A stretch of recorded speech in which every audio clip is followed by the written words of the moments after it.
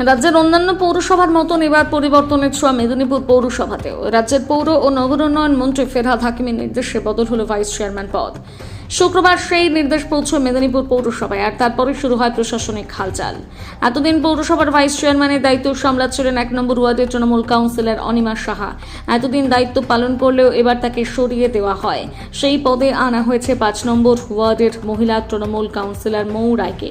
শুক্রবার বিকেলে মেদিনীপুর পৌরসভার চেয়ারম্যান সৌমেন খানের অফিসে পৌর প্রধানের হাত থেকে ভাইস চেয়ারম্যানের দায়িত্ব গ্রহণ করেন মৌ রায়। উপস্থিত ছিলেন মেদিনীপুর পৌরসভার একাধিক কাউন্সিলর, পৌরকর্মীরা। পৌর রাজনীতির অন্দর এই পরিবর্তনকে অনেকে দেখছেন নতুন দিশার সূচনা হিসেবে। শহরের উন্নয়ন ও নাগরিক পরিষেবাকে আরও গতিময় করতে চান, জানিয়েছেন নবনিযুক্ত ভাইস চেয়ারম্যান মৌ রায়। তিনি বলেন, মেদিনীপুর পৌরসভা আমাদের সবার, শহরবাসীকে পরিষেবা দেবে আমার প্রথম লক্ষ্য।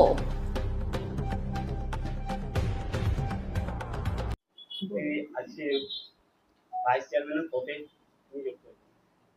কি কি কাজ বাকি আছে আর কোন কাজের উপর আপনি গুরুত্ব দিবেন? কোশ্চেনটা খুব কঠিন, কারণ এইমাত্র বসে আমি কি করে বলবো যে কি কাজ বাকি আছে আর কি কাজ করতে হবে। তবে একটা কথা বলছি, দল আমাকে এই মনে করেছেন, দল দিয়েছেন, আমি নিয়েছি। আমি চাইবো আমরা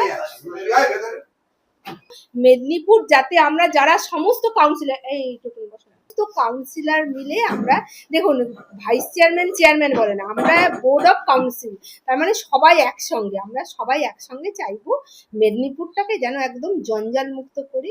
আগামী দিন 26 আমাদের আসছে, তাছাড়া আমরা যাতে মানুষ যাতে উপকৃত হয় এবং আমরা ঐক্যবদ্ধভাবে যেন মেদিনীপুরটাকে আরো সুন্দর করে তুলতে পারি, এটাই আজকে এই চেয়ারে বসে আমার এই শপথ।